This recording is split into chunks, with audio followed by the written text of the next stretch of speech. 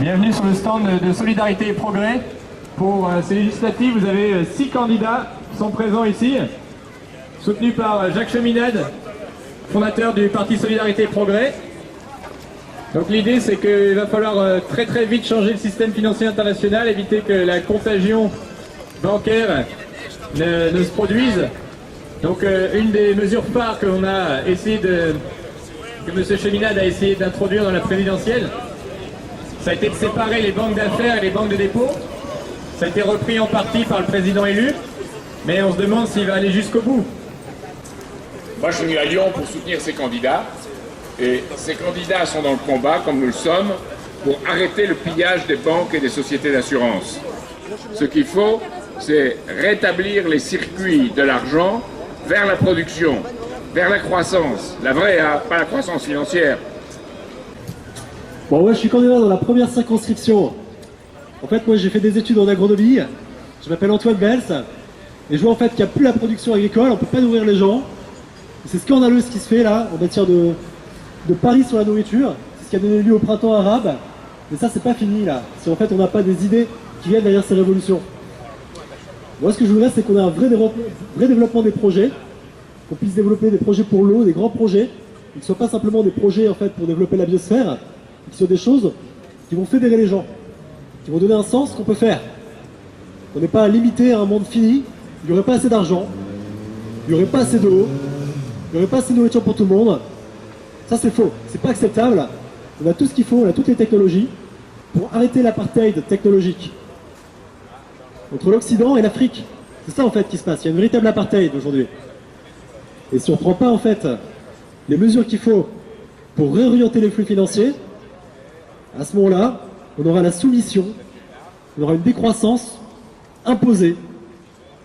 Et c'est pareil, c'est la même finalité qu'une décroissance volontaire, une décroissance verte. C'est la même finalité.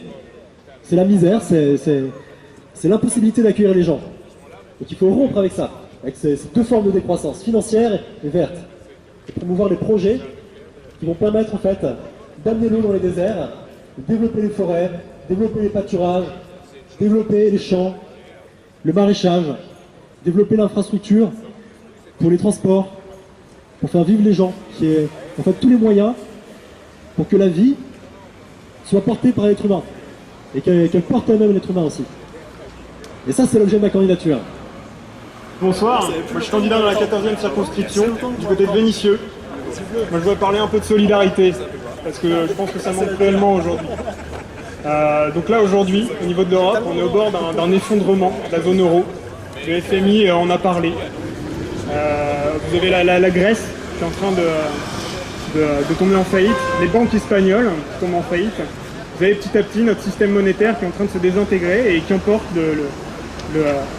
la capacité à vivre des gens. Et ça, c'est pas acceptable. Et je crois que j'entends beaucoup trop de gens en fait dans la rue me dire que c'est la faute des chômeurs, c'est la faute des immigrés, que c'est la faute des patrons. Ben, c'est pas la faute de ces gens-là en fait.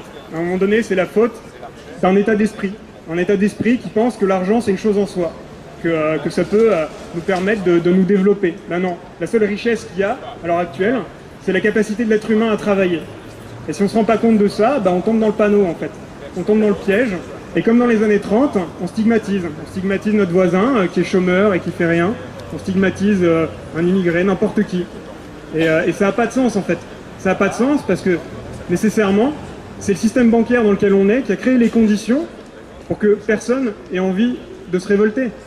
Alors à partir de là, je crois qu'il faut vraiment retrouver un esprit de solidarité et se demander ce qu'on est capable de faire ensemble contre ce système bancaire plutôt que de se taper les uns sur les autres. Et voilà, je voulais parler de ça.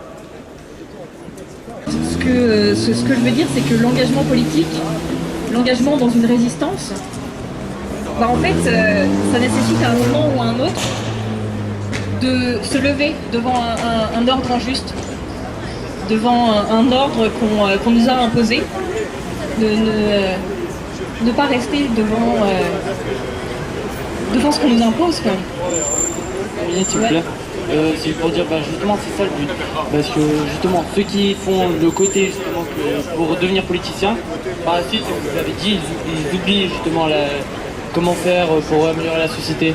Parce qu'on leur a fait rentrer des idées, justement. Et à cause de ça, voilà. Bah ouais, mais c'est pour ça qu'aujourd'hui, il faut monter une nouvelle résistance.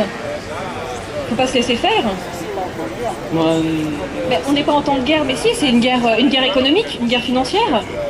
Et je pense que dans une certaine mesure, effectivement, elle est plus insidieuse. Elle est plus insidieuse, mais ça ne veut pas dire pour autant qu'il faut, je sais pas, qu'il faut s'écraser. Donc il nous faut très vite un changement. Il faut très vite un contrôle de la population sur ces institutions financières. Alors vous pouvez parler de pouvoir d'achat, d'emploi, de logement, d'éducation. Ça n'aura aucun sens si vous ne rétablissez pas un argent qui aille au travail, qui aille à l'école, à l'hôpital, au laboratoire. Si vous ne faites pas ça, si vous ne changez pas l'orientation de l'argent, bien tout le reste sera du pipeau.